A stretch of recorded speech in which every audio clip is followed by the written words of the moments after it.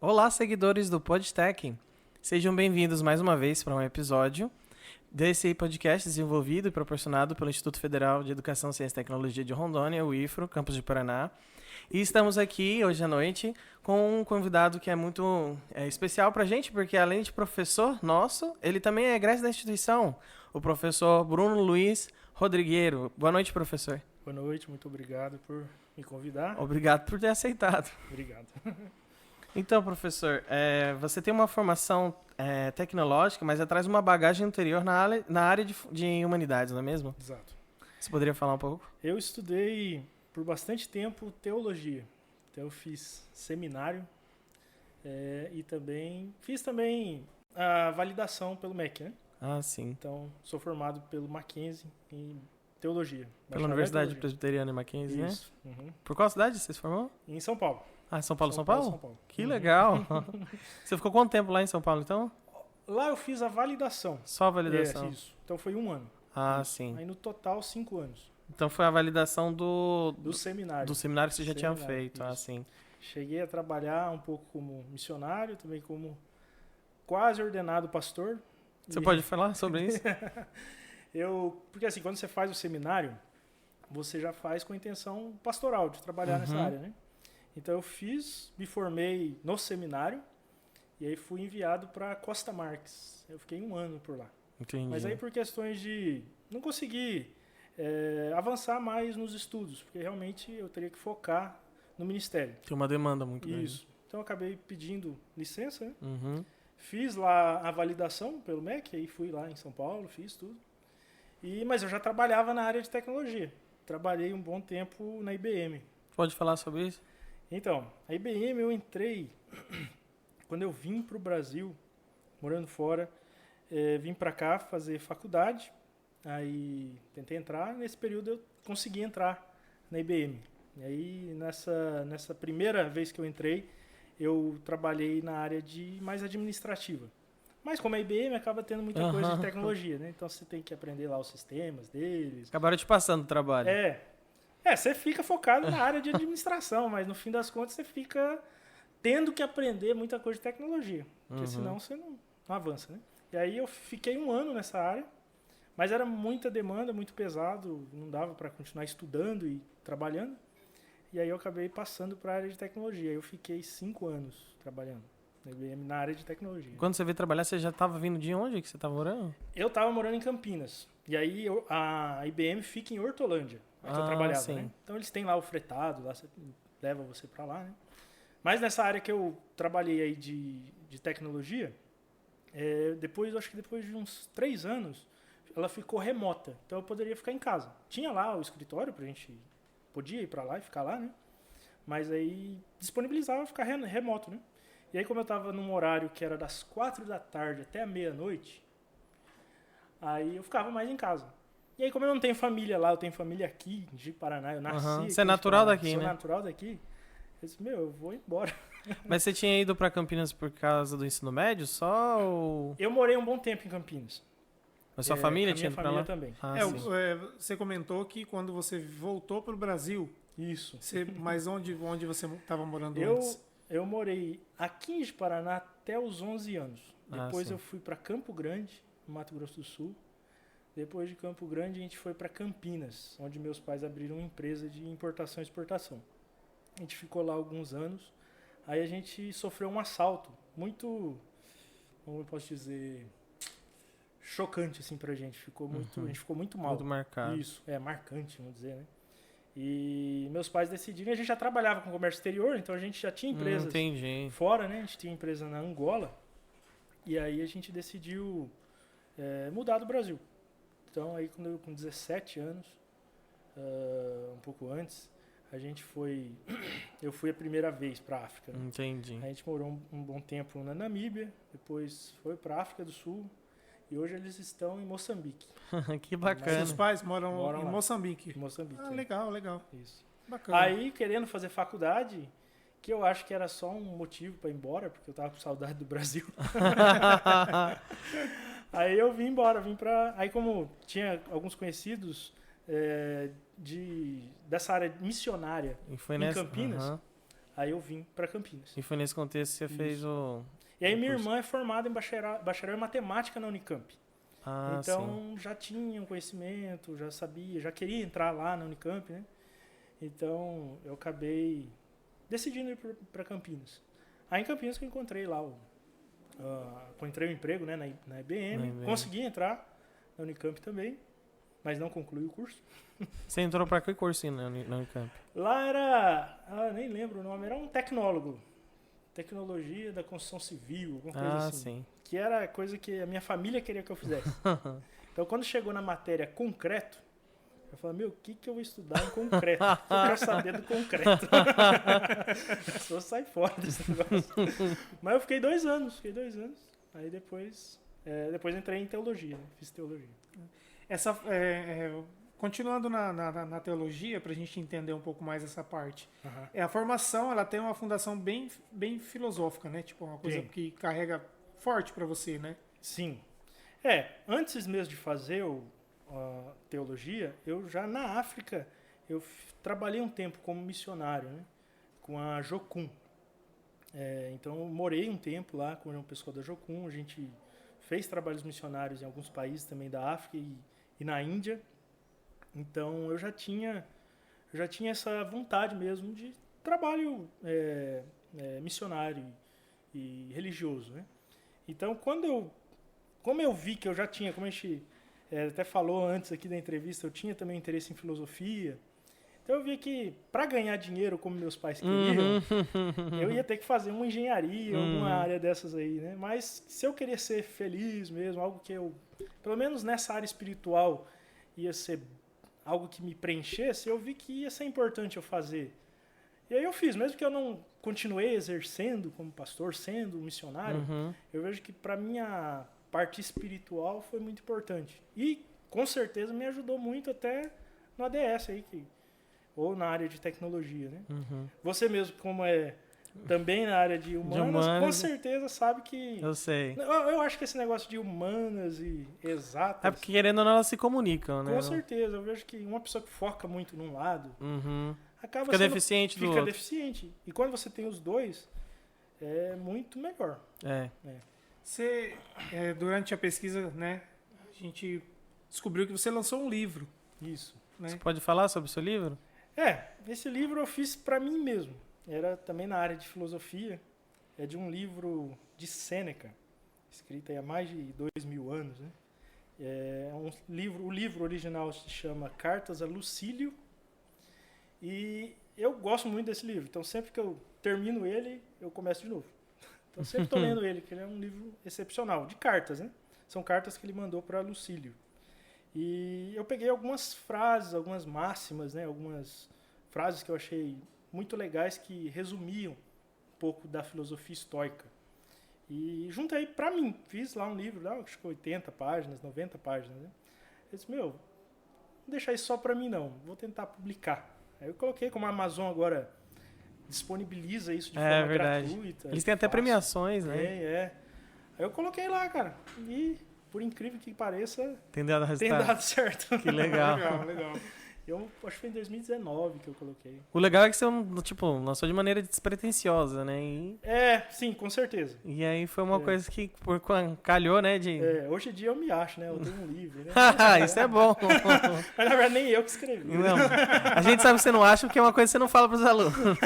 Tem professor que quer fazer questão. Aí se eu falar, vocês vão descobrir que eu editei só. Eles falam, não é seu não esse livro.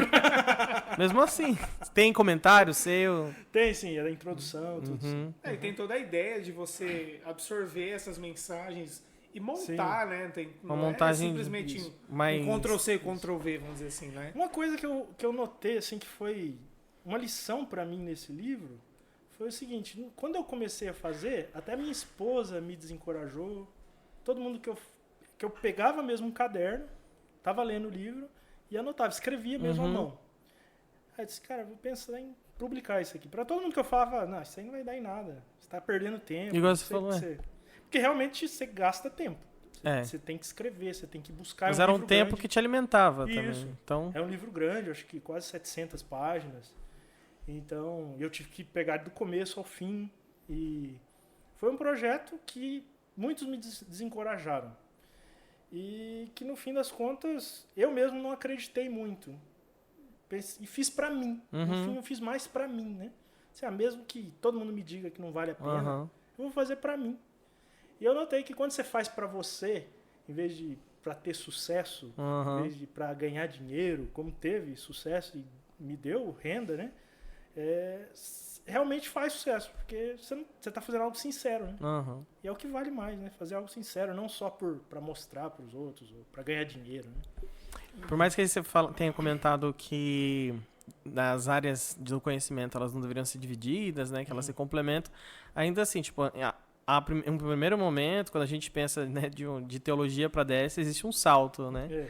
É o que as pessoas intuitivamente pensariam. E você poderia dizer como é que foi o que te levou a fazer ADS, então? ADS eu fiz mais porque estava próximo da área que eu estava atuando. Eu já tinha trabalhado e estava atuando, né, na IBM. Tanto que depois eu acabei saindo, né? Mas é uma área que eu tenho facilidade. Não vou dizer que eu tenho tanto gosto assim pela área de tecnologia, né? Mas é uma área que eu tenho facilidade desde pequeno, né? E esse salto eu vejo que é aquela dicotomia que a gente vê também entre a parte espiritual e realmente de trabalho, né? Ou a parte humana e exata, que não existe mesmo essa dicotomia, está unido. Eu vejo que por ter feito teologia, isso me ajudou muito no ADS. Porque a gente estuda muito a parte de interpretação. Você mesmo pode falar disso com relação a direito, né? É verdade. A parte exegética, né? De você realmente... Hermenêutica. Isso, hermenêutica. Isso, querendo ou não, te ajuda em tudo na vida. E na área de ADS eu não digo que é diferente, principalmente na área, por exemplo, de algoritmos. Como a gente precisa ser muito cuidadoso, até com ponto e vírgula. Com sintaxe. Isso, com sintaxe. Que é uma coisa que a gente vê em umas humanidades. Então, pra mim, foi algo que me somou muito. Eu mesmo, antigamente, se você for ver lá, Isaac Newton, famoso pelo quê? Pela física. Mas ele estudava teologia. Pela notação, né? E naquela época era meio que obrigado você fazer teologia primeiro, né? Sim, eles chamavam também a formação de artes liberais, né? Isso. Que ela era bem ampla, incluía matemática. Isso. E o Newton mesmo escreveu mais sobre teologia do que sobre física, né? Então eu vejo que é algo que soma. Soma, sim, com certeza. Já que você falou que não é assim, nossa, né? Essa área de tecnologia, nossa, eu não gosto muito. Como que você diria Bruno, aluno? Como era o Bruno aluno dentro do curso de ADS? Eu acho que o Bruno aluno para os professores era um cara muito chato. Eu acho que muitos professores aí não gostavam muito de mim, não. Mas chato por ser exigente? Chato por perguntar demais, falar demais, às vezes criticar demais. Entendi. Principalmente porque eu me via como uma pessoa que já tem faculdade. Então, tipo assim, se ele me reprovar, eu faço de novo. Mas eu vou ser sincero, eu vou falar mesmo, eu vou perguntar, não vou deixar. E às vezes eu era chato até para os alunos. Então eu perguntava coisas, porque eu não sabia.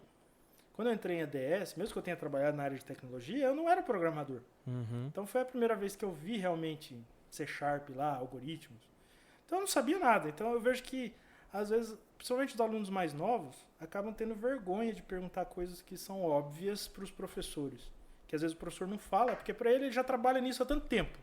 Ele já mexe com isso há tanto tempo, que pra ele é óbvio. Tá no automático, né? Isso. Mas você vê que tem uma coisa que eu não senti no IFRO, mas eu já senti. Eu tive uma experiência em outra universidade federal que foi o TFPR, né?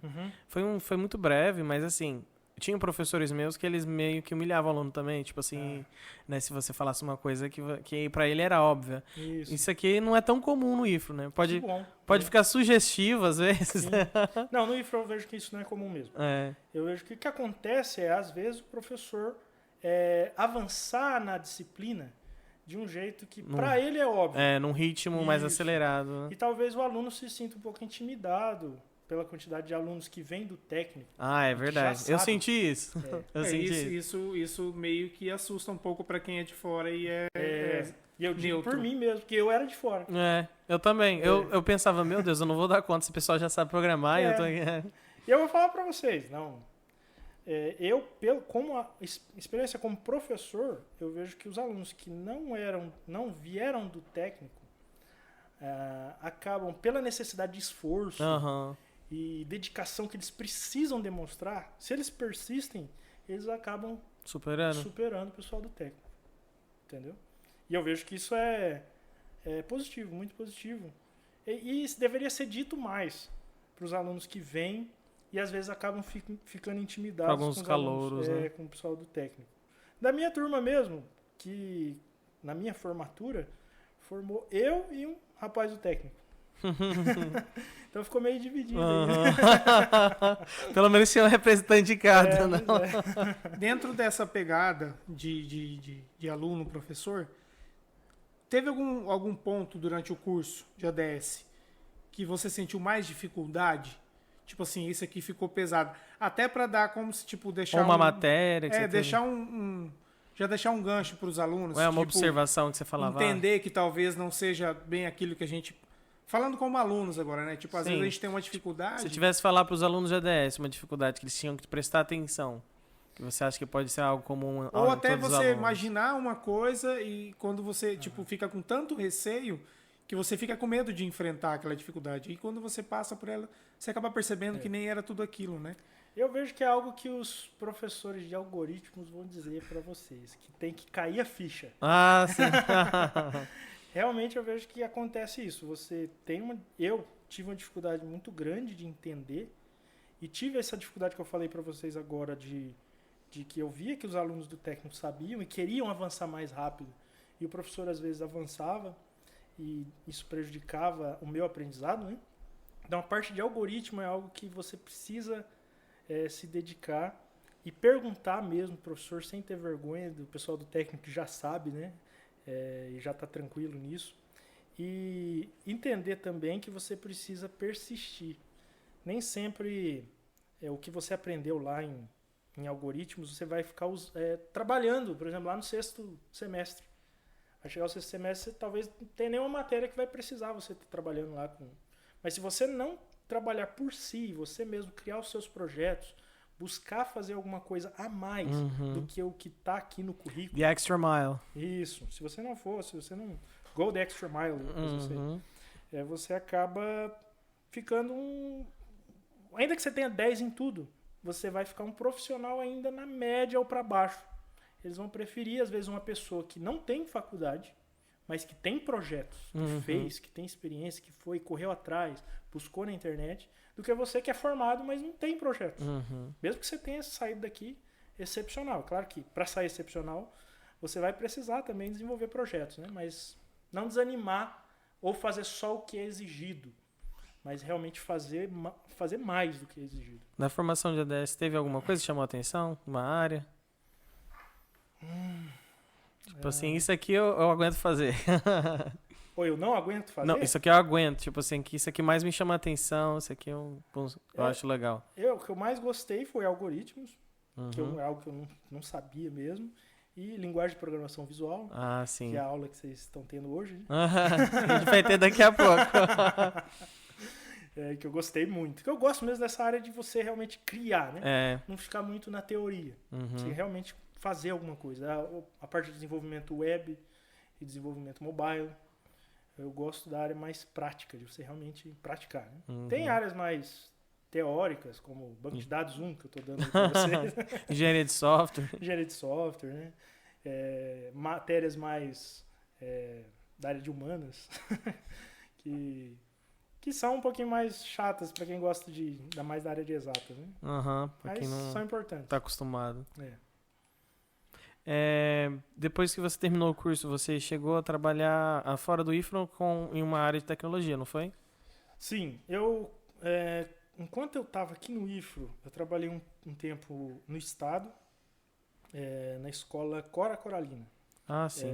Depois, acabou o meu contrato, eu fui para NBS. Foi a área mais de de redes, né? Área de redes. Mas lá eu fiquei pouco tempo. Assim que eu fiz o processo seletivo do IFRO, já tinha mais ou menos um mês que eu estava lá no IBS, eu passei. Então foi bem rápido. Acabei saindo e vim para o IFRO, como professor substituto. E como está sendo a experiência? Tirando os alunos. A parte didática, a parte de dar aulas, de estar ali com os alunos é muito boa. Você gosta? É a melhor parte. A parte de preparar o material, de estudar, de realmente fazer correções. É o trabalho que ninguém vê, né? É, o trabalho que ninguém vê que é realmente mais difícil. O trabalho visível do professor. Então... Eu sei bem porque eu também dei aula. Só que o meu foi só de inglês, né? Só curso privado, mas legal. Eu sei como é que é isso também. Pois é. Eu até, como professor aqui no IFRO, eu fiquei um tempo também como professor de inglês. Ah, foi? Que legal. Dava aula lá no Educar, aí na parte da manhã. E aí que era a vida de louco mesmo, trabalhar de manhã, de tarde, de noite. Sim. A vida fica... Você chegou, durante o seu tempo na NBS, você chegou a conseguir uma certificação, né, que eles exigiam? Na verdade, eu não fiz a prova da certificação, eu fiz o curso mesmo. O curso? Isso. CNP, você falou? CCNA. CCNA? Isso. Que é o curso da Cisco, né? Sim. Que até um dos nossos servidores aqui do IFRO, que é o Maurício. Ah, o Maurício. Ele que é que é o profissional lá que leva as provas e tudo mais, né? E que disponibiliza o curso. Que legal. E foi muito bom. É um curso excelente. E que compensa muito fazer a certificação. É um pouquinho caro, né? Ainda mais pra gente. A pessoa com certificação dessa, ela consegue emprego rápido? Fácil? O CCNA, você vai ter uma boa base. Você vai conseguir emprego, sim. Mas se você realmente quer trabalhar nessa área e focar e conseguir emprego de forma fácil, o ideal é que você continue e faça o CCNP. CCNP também. que você falou isso. Você falou que deu aula de inglês? Sim. Mas você fala mais idiomas? Sim, falo inglês. Eu sou professor de inglês, falo espanhol, francês, por parte da teologia e também por ter morado um tempo em Israel e em países árabes. Também estudei árabe, então árabe, hebraico, grego. Também são que você vê em teologia, né? Grego, hebraico, faz parte. Sim, caramba. com certeza. Caramba, legal. É bastante coisa, hein? Já mais um e virei hiperpoliglota. Mas você que também fala, você vai saber que quando você aprende a primeira... É mais divertido. Você tem mais facilidade para... Aí a gente tem que se controlar. Não, chega. Senão... Chega, vou parar aqui, senão... Mas é verdade. Pois é, professor. Você poderia falar um pouco sobre a experiência vir em outros países? É uma experiência que vale mais do que muitas faculdades, eu posso dizer. Porque você vivenciar outras culturas, conhecer o modo de pensar de outras pessoas e os costumes, e você tentar se adaptar a isso, te ajuda de forma profissional, de uma forma que você não imagina. A maioria das pessoas talvez só pense na diversão, de só conhecer esses países, de achar legal, né? Mas isso te transforma como pessoa. Num lado duro, não estou dizendo isso romantizando, né? Você realmente tem muita dificuldade, você sofre muito com essa diferença de cultura, você pena, como penaria numa faculdade aí, né? E isso te molda como pessoa. Para entender melhor a sua cultura, o jeito que você trata as pessoas e o jeito que a cultura brasileira... E valorizar a cultura brasileira também e as pessoas, o modo de se comunicar e de abraçar e de se lidar que o brasileiro tem com outros diferentes. Eu, por exemplo, tive um trauma uma vez na África do Sul, que eu tinha uma professora que era britânica. E brasileiro gosta de abraçar, sim. E beijar. E lá não, lá você não tem isso, né? Então eu tive muitas brigas. Porque eu não entendia, porque a pessoa tem a cultura dela, ela está num país que é de cultura britânica, então ela espera isso de você. E a gente se escandaliza às vezes. E isso pode te fazer um trauma que faça que você odeie o país e queira voltar embora para o Brasil. Ou faz você entender que existem diferentes culturas e às vezes valorizar essas coisas que são positivas das outras culturas que a gente não tem e deveria ter. Eu lembro uma vez também que tinha uma sala assim, cheia de alunos e lá ninguém conversa um com o outro. Tipo, Não assim, é fica como não fica essa conversinha interação. assim que o professor tem que chegar, ei, acorda, olha pra cá, presta atenção. Não.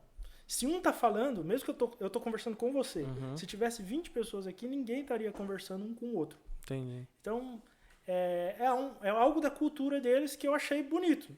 Mas eu também vejo a beleza de a gente ter essa espontaneidade maior de conversar um com o outro. Então, essa experiência de morar fora, de conhecer outras culturas, era algo que eu vejo que era um componente curricular que eu acho que todo mundo deveria ter. Sim, inclusive porque muitas pessoas dentro da nossa área, elas acabam indo pra fora, né? Com certeza. Seja 1 ano, 2 anos, às vezes muda definitivamente para outro país. Sim. O pessoal da área de tecnologia, principalmente programação, acaba sendo cooptado por empresas grandes. Isso. Então, às vezes, uma experiência no exterior E eu falo por mim. Eu entrei na IBM não porque eu tinha experiência em tecnologia. É porque eu falava inglês e espanhol. Pois Só. que legal. Não. Aqui a gente te ensina. Que bacana. Então eu vejo que essa é uma dica que eu dou, né? Se você quer continuar nessa área e ir pra fora, né? É realmente aprender pelo menos inglês. Sim, com certeza. E essas empresas de fora, elas cada vez mais têm entrada no Brasil também, né? Sim. Então, de certa forma, a comunicação hoje essas empresas que entram no Brasil vão acabar também exigindo inglês. Porque eu trabalhava na IBM. Tinha gerentes aqui do Brasil. Mas às vezes eu tinha que me reportar por alguém na Espanha ou alguém nos Estados Unidos. E ter que ter uma pessoa no meio para poder fazer essa comunicação é ruim para a empresa. Então ela já prefere pessoas que, mesmo que estejam no Brasil, tem que falar inglês. Ou espanhol, ou hebraico. Tem vaga para tudo que é idioma. Inclusive, você morou em Israel, certo? Morei. Você acha que... A gente ouve falar que Israel é um polo de tecnologia, né? Você acha que existe espaço para pessoas irem para Israel trabalhar lá? Com certeza. A gente tem, talvez pela mídia e por essa situação de guerra agora, uma perspectiva de que é um país terrível. Agora ele está sendo tema delicado, mas Isso, com certeza. Realmente há perigos. É um país que tem essa situação de guerra. Você vê lá, realmente acontece de ter conflito, às vezes alguma bomba. Eu mesmo, passando lá em Jerusalém, de repente fecharam toda a rua por causa que tinham esquecido uma mala. Entendi. Mas eles já acham que é bomba. Entendi. Então, você tem muito essa tensão. Mas é um país como um país europeu. Tem uma qualidade de vida excepcional, segurança excepcional também. Mesmo questões de, por exemplo, aquelas pesquisas de quantidade de homicídio. No Brasil, acho que é em torno de 30 a cada 100 mil habitantes. Israel é 1 para cada 100 mil habitantes. Então, é um país muito seguro. Seguro, sim. Muito desenvolvido tecnologicamente. A própria África do Sul também é muito desenvolvida e segura. Sim, né? sim. Você acha que também tem penetrabilidade para o mercado de TI lá? Na África do Sul? A África do Sul tem um grande problema que é a xenofobia. Então, o sul-africano... Chega a ser maior que Israel? Não, Israel nem tem. Comparado? Não. Israel tem um problema mais com essa questão da Palestina, né? Pessoal muçulmano, talvez. Um certo preconceito contra muçulmanos por causa dessa questão de conflito. E não porque não necessite de pessoas. Já a África do Sul, há uma falta de emprego. Entendi. E há uma perspectiva e há algum sentimento já nas pessoas da África do Sul de que se algum estrangeiro está lá, ele está roubando emprego. Então, já tive situações morando na África do Sul. Eu tinha um amigo meu que era negro, português, e ele acordava de manhã e fazia corrida. 5 da manhã ele fazia corrida na rua. E uma vez o pessoal correu atrás dele com um facão mesmo para matar ele. Porque viu que ele não era. Então até os negros... Porque na África, por exemplo, lá na Nigéria ou qualquer outro país, todos os países da África têm uma perspectiva de que a África do Sul é tipo os Estados Unidos. Entendi. Então esses países querem vir, pessoas desses países querem vir para a África do Sul. E o povo sul-africano criou um sentimento, resistência. Um sentimento de xenofobia mesmo. Então, não é que não tenha vagas, não é que não é possível você encontrar, mas existe muita xenofobia. Legal.